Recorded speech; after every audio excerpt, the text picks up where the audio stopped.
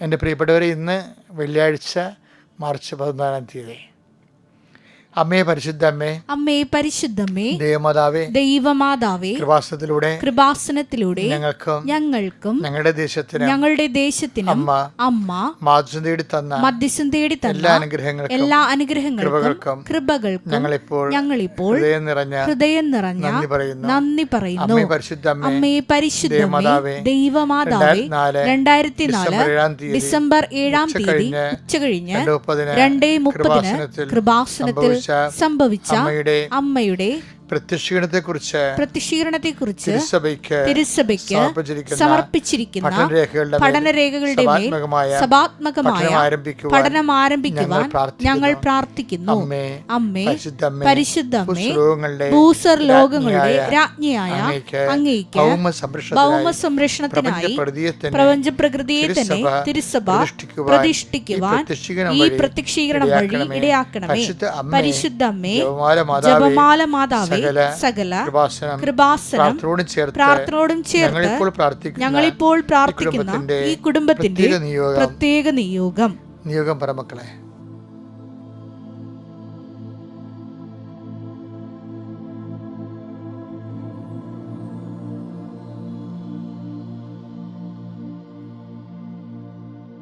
അമ്മയുടെ പ്രത്യക്ഷീകരണത്തിന്റെ ഈ അനുഗ്രഹവേളയിൽ ഞങ്ങൾക്ക് സാധിച്ചു തരുവാൻ കനിയണമേ.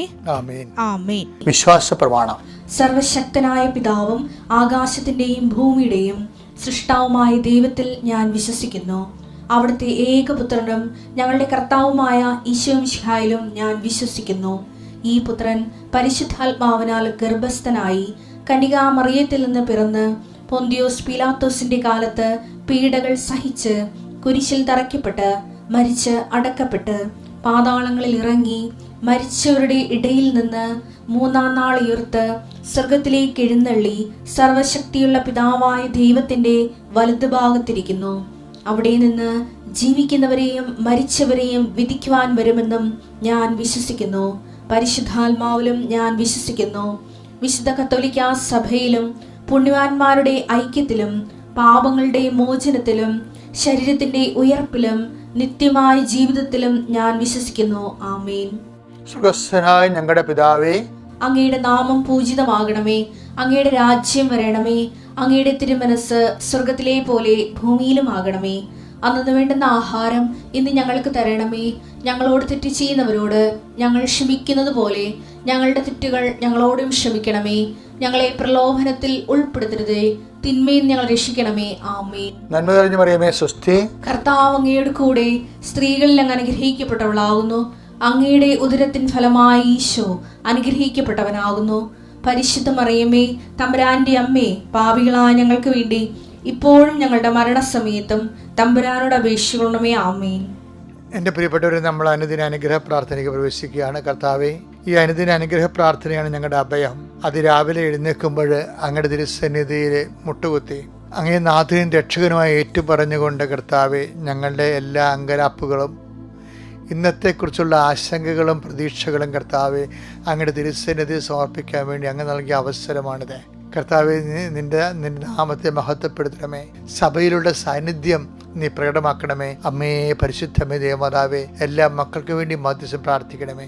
കർത്താവേ, ഞങ്ങൾ ഇന്ന് യാത്രയാകുന്ന ദിക്കുകൾ, ഞങ്ങൾ തിരിച്ചു വരുന്നത് വരെ ഞങ്ങൾ കോണ്ടാക്ട് ചെയ്യുന്ന വ്യക്തികൾ, ഞങ്ങൾ ഇടപഴകുകയും ചെയ്യുന്ന ഓരോ വിഷയങ്ങൾ, സംരംഭങ്ങൾ, ഓരോ തരത്തിലുള്ള നിയോഗങ്ങൾ എല്ലാം കർത്താവേ നിന്റെ തിരുസന്നിധി സമർപ്പിച്ചുകൊണ്ട് പ്രാർത്ഥിക്കുന്നു. കർത്താവേ, നീ അറിയാതെ ഒന്നും ഞങ്ങളുടെ ജീവിതം നടക്കുന്നില്ല എങ്കിൽ ഞങ്ങൾക്കറിയാമെങ്കിലും അത് ഞങ്ങൾ അങ്ങയുടെ തിരുസന്നിധിയിൽ ആത്മാർത്ഥതയോടെ സമർപ്പിച്ച് നിൻ്റെ ഉടമസ്ഥതയിലാക്കുന്നു. കർത്താവേ, ഗർഭിണികളെ, രോഗബാധിതരുടെ ഗർഭിണികളെ സമർപ്പിച്ച് പ്രാർത്ഥിക്കുന്നു. രോഗാതുരമായ കുടുംബങ്ങളിലെ കിടപ്പിലായവരെ സമർപ്പിച്ച് പ്രാർത്ഥിക്കുന്നു. കർത്താവേ, സാമ്പത്തികമായ ക്ലേശങ്ങൾ നാട്ടിൽ കൂടുതൽ വരികയാണ് ഈശോയെ. ഒത്തിരിയേറെ പണ്ട് ദാരിദ്ര്യമില്ലാഞ്ഞ കുടുംബങ്ങളിലൊക്കെ ഇപ്പോൾ കർത്താവേ ദാരിദ്ര്യത്തിൻ്റെ സൂചനകൾ കണ്ടു തുടങ്ങി ഈശോയെ. അങ്ങനെയുള്ളൊരു വിപത്തിലേക്കാണ് ഞങ്ങൾ യാത്രയാകുന്നത്. കർത്താവ്, ഞങ്ങളുടെ രാജ്യത്തെ എല്ലാവിധ തിന്മകളിൽ നിന്നും യുദ്ധങ്ങളിൽ നിന്നും ലോകത്തെ തന്നെ സംരക്ഷിക്കണമെന്ന് പ്രാർത്ഥിക്കുന്നു. കർത്താവേ, യേശുവേ, നിൻ്റെ ഉന്നതമായ നാമത്തെ സ്വസ്ഥം ചെയ്യുന്നു. അപകടങ്ങൾ, അതുപോലെ ലഹരിയുടെ അമിതമായ ഉപയോഗവും മിതമായ ഉപയോഗവും എന്തുപയോഗമായാലും ചെയ്യും കർത്താവേ.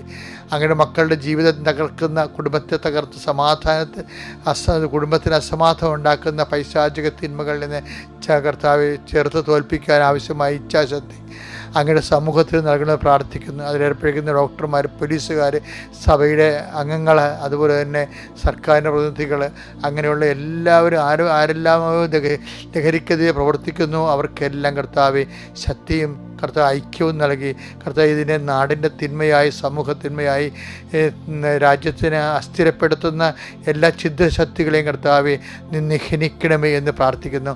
പല വിഷയങ്ങളും കർത്താവ് നഷ്ടപ്പെട്ടു പോയ പണമുണ്ട്, നഷ്ടപ്പെട്ടു പോയ വ്യക്തികളുണ്ട്, നഷ്ടപ്പെട്ടു പോയ ആധാരങ്ങളുണ്ട്, നഷ്ടപ്പെട്ടു പോയ രേഖകളുണ്ട്.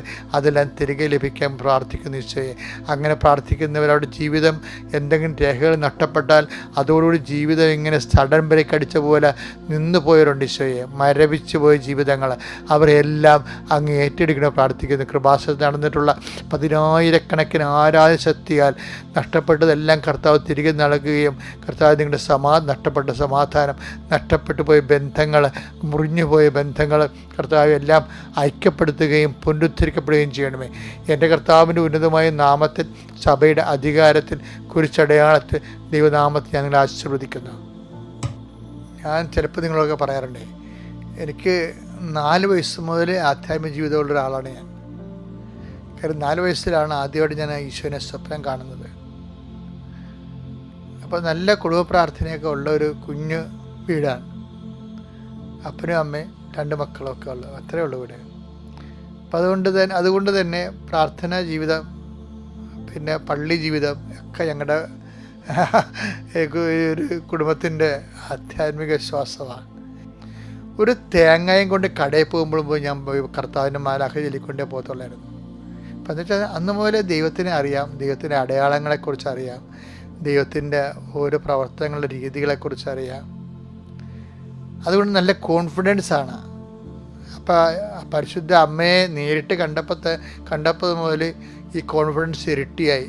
നല്ല പരാജയം, ചില ഉദ്യമങ്ങൾക്ക് പരാജയം ഉണ്ടായാലും പരാജയം ആ വിഷയങ്ങൾക്കേ ഉണ്ടാകത്തുള്ളൂ, ദൈവത്തിന് പരാജയം ഉണ്ടാകത്തില്ല. കാര്യം എന്താ?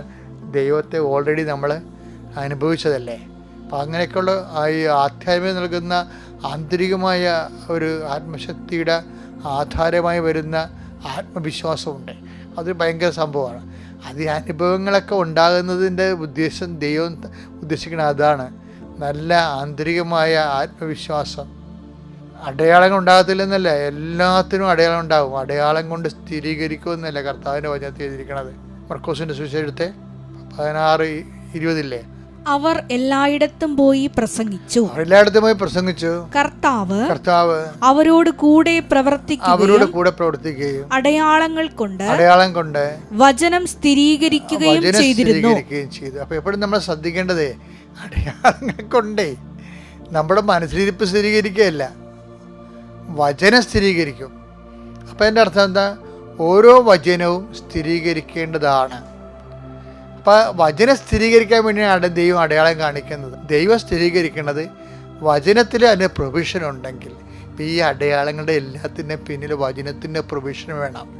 അതെല്ലാം ആ പ്രൊവിഷൻ ഉണ്ടെങ്കിൽ, ആ വചനത്തിൻ്റെ സാധ്യത നിറവേറാനുള്ള സാധ്യത ഉണ്ടെങ്കിൽ അത് തീർച്ചയായിട്ടും ആ വിഷയം നിറവേറും. കാര്യം എന്താണ്? കർത്താവ് അടയാളം കൊണ്ട് ആ വചനം സ്ഥിരീകരിക്കും. ഉദാഹരണത്തിന് ലൂക്ക 21:1-2 എടുത്തേ. അവൻ കണ്ണുകളുയർത്തി നോക്കിയപ്പോൾ ധനികർ ദേവാലയ ഭണ്ഡാരത്തിൽ നേർച്ചയിടുന്നത് കണ്ടു. ദരിദ്രയായ ഒരു വിധവ 2 ചെമ്പ് തുട്ടുകൾ ഇടുന്നതും അവൻ കണ്ടു. അവൻ പറഞ്ഞു, അതാണ് അവൻ നോട്ട് ദ പോയിന്റ്. അവൻ പറഞ്ഞു, ദരിദ്രയായ ഈ വിധവ മറ്റെല്ലാവരെയും കാൾ കൂടുതൽ നിക്ഷേപിച്ചിരിക്കുന്നു എന്ന് സത്യമായി ഞാൻ നിങ്ങളോട് പറയുന്നു. അതായത് ഈ ഏറ്റവും ആധ്യാത്മിക ജീവിതം ഞാൻ ആദ്യം പറഞ്ഞില്ലേ, ആധ്യാത്മിക ജീവിതത്തിൽ ഏറ്റവും റിസ്ക് എന്താണെന്നറിയാമോ? റിസ്ക് പിടിച്ച പരിപാടിയാണതേ. അങ്ങനെ ഏറ്റവും റിസ്ക് എന്ന് പറയുന്നത് ദൈവത്തെ ഒന്ന് വിശ്വസിപ്പിച്ചെടുക്കുകയാണ്. ദൈവത്തെ വിശ്വസിക്കുന്ന റിസ്ക് ഒന്നുമില്ല. പിശാചും വിശ്വസിക്കുന്നുണ്ട് ദൈവത്തെ. യാക്കോബ് 2:19 നമ്മൾ പറയത്തില്ലേ, ദൈവം ഏകനാണെന്ന് പിശാച് വിശ്വസിക്കണമെന്ന്. അപ്പം ദൈവത്തെ വിശ്വസിക്കണ റിസ്ക് പിടിച്ച പരിപാടിയല്ല, പക്ഷേ ദൈവത്തെ കൊണ്ട് വിശ്വസിപ്പിക്കണത് റിസ്ക് പിടിച്ച പരിപാടിയാണ്. ഇപ്പം നമ്മൾ ആ ഈശോ ശ്രീഭണ്ഡാരത്തിൻ്റെ മുമ്പിലിരിക്കുമ്പോൾ കുറേ ധനികന്മാർ വന്ന് വലിയ തുകകൾ ശ്രീഭണ്ഡാരത്തിൽ ഇടുന്ന ഈശോ കണ്ടു. പക്ഷേ ദൈവത്തിന് അതിൽ വിശ്വാസം തോന്നിയില്ല, ഈശോയ്ക്ക് അതിൽ വിശ്വാസം തോന്നിയില്ല. ആ ധനികരുടെ വലിയ സമ്പാദ്യങ്ങൾ കൊണ്ട് ശ്രീഭണ്ഡാരം നിക്ഷേപിച്ചുകൊണ്ട് ദൈവത്തെ കൊണ്ട് വിശ്വസിപ്പിക്കാൻ കഴിഞ്ഞില്ല അവർക്ക്. പക്ഷേ ഒരു സാധു വിധവ വന്നിട്ട് 2 ചില്ലിക്കാശ് ഇട്ട് കഴിഞ്ഞപ്പോൾ ദൈവം അവളിൽ വിശ്വസിച്ചു. അപ്പോൾ അത് റിസ്ക് ഫാക്ടറാണെന്ന് മനസ്സിലായില്ലേ? നമ്മുടെ ആധ്യാത്മിക ജീവിതം പുരോഗമിക്കണമെന്നുണ്ടെങ്കിൽ ദൈവത്തെ കൊണ്ട് വിശ്വസിപ്പിക്കണം നമ്മൾ. അതാണ് എൻ്റെ റിസ്ക്. നോൻപ് കാലത്ത് നിങ്ങൾക്ക് നൽകുന്ന ഒരു സന്ദേശമാണത്. കാര്യം എനിക്ക് ഇന്ന് വെളുപ്പിനാണ് കർത്താവ് ഇത് പറഞ്ഞത്. അതുകൊണ്ട് ഞാനത് ചൂടാറും മുമ്പ് നിങ്ങൾക്ക് കൈമാറുകയാണ്. കാര്യം ദൈവത്തെ വിശ്വസിപ്പിച്ചെടുക്കാം റിസ്ക് ആണെന്ന്. ഇപ്പം ഉദാഹരണത്തിന് നമ്മളുടെ ഇയാളല്ലേ ഈ ബദനിയിലെ മറിയ, ലാസൻ്റെ പെങ്ങൾ മറിയയില്ലേ, ലാസ് ഉയർത്ത് കഴിഞ്ഞ് കർത്താവിന് വലിയൊരു വിരുന്നൊക്കെ ഒരുക്കിയില്ലേ, സുഗന്ധതൈലം കൊണ്ട് കർത്താവിൻ്റെ പാദങ്ങളൊക്കെ പൂശിയപ്പോൾ ശിഷ്യന്മാർ അവിടെ പിറുപിറുക്കുന്നുണ്ടായിരുന്നു. ശിഷ്യന്മാർ പിറുപിറുക്കുന്നത് അവർക്ക് മനസ്സിലായി. ഈ ഇത്രയും കാര്യം 300 ദിനാറാണേ. ശിഷ്യന്മാർ വിചാരിക്കുക ചില സുവിശേഷങ്ങളിൽ യൂദാസിൻ്റെ പേര് പറയുന്നുണ്ടെങ്കിലും ഈ മത്തായി ശിഷ്യന്മാരെന്നാണ് പറയണത്. അപ്പോൾ ഈ അണ്ണന്മാർ യൂദാസിൻ്റെ സ്വഭാവമുള്ള അതേ ഈ ഒരു വിഷയത്തിൽ കർത്താവിനെ ഒറ്റപ്പെടുത്തി ശിഷ്യന്മാർ ഒറ്റക്കൈയായിരുന്നു. എന്താ കാര്യം? അത് യൂദാസ് അവരെ കൈകാര്യം ചെയ്തെന്ന് വേണം മനസ്സിലാക്കാൻ. കാശിൻ്റെ കാര്യം വന്നപ്പോൾ ഇവർക്ക് ഭയങ്കര ഐക്യമായിപ്പോയി. ശിഷ്യന്മാരെന്നാ പറയണത്. അത് വായിച്ചേ മോളെ, 26:8. ഇത് കണ്ട ശിഷ്യന്മാർ കോപത്തോടെ പറഞ്ഞു, എന്തിന് ഈ പാഴ്ചിലവ്, എന്തിന് ഈ വേസ്റ്റ്, ഈ സുഗന്ധതൈലം നല്ല വിലക്ക് വിറ്റ് ദരിദ്രർക്ക് കൊടുക്കാമായിരുന്നില്ലേ എന്നാണ് ചോദിക്കണത്. അപ്പോൾ എന്താണ് ഇവർ ചോദിക്കുന്നത്? ഇത് യൂദാസ് ഇറക്കി വിട്ടൊരു എക്കണോമിക്സാണ് ശരിക്കും പറഞ്ഞാൽ. അത് മറ്റുള്ളവർ ബുദ്ധിപരമായിട്ട് ഏറ്റുപിടിച്ചാണ്. ഭക്തിയില്ലാത്തൊരു ബുദ്ധി ഉണ്ടാവില്ല. അവൻ ബുദ്ധിപരമായിട്ട് യൂദാസ് ശരിക്കും ഒരു സെക്കൻഡിൽ യൂദാസ് ഇവരെല്ലാം കൈകാര്യം ചെയ്ത് കാണേണ്ടതുപോലെ കണ്ട് കൈകാര്യം ചെയ്ത് അവൻ്റെ ഐഡിയയിലേക്ക് ഇവന്മാർ മൊത്തം കൊണ്ടുവന്ന് നിർത്താം ശിഷ്യന്മാരെ. യൂദാസിൻ്റെ ഐഡിയ ആണിത്. പക്ഷേ ആ ഐഡിയ വളരെ റീസണബിളായിട്ട് അവതരിപ്പിച്ചപ്പോൾ അപ്പീലിംഗ് ആയിട്ട് മറ്റേ അണ്ണന്മാർക്കും തോന്നി. അണ്ണന്മാരെല്ലാം ഒരേ കൈയായിട്ട് പറയണം ഇതെന്ത് പരിപാടിയാണിത്. പാവത്തങ്ങളുടെ പേര് പറഞ്ഞിട്ട് ഈ പൈസ വിറ്റ് എന്തുകൊണ്ട് ഭണ്ഡാരത്തിൽ തന്നില്ല, ഇവിടെ കൊടുത്ത് തന്നില്ലെന്നാണ് ചോദിക്കണത്. ഈ കാലെ പുഴുക്കി ചൊഴിച്ച് കളഞ്ഞതിന്. ഇത് ഇവന്മാരുടെ മനസ്സിൽ ഇരിപ്പിനെ കുറിച്ചൊക്കെ ഏറെക്കൊരു ഒരു ഐഡിയ. കാര്യം ഈ യൂദാസിനെ അണ്ണന്മാരൊക്കെ ഇപ്പം ആദ്യമായിട്ടും കാണുന്നതല്ല. മേരി പണ്ടേ കണ്ട പാർട്ടിയാണ് ഇവരൊക്കെ. കർത്താവ് എന്നെല്ലാം ലാസൻ്റെ വീട്ടിൽ വരുന്നുണ്ട്. ഇവരെല്ലാവരും വരും.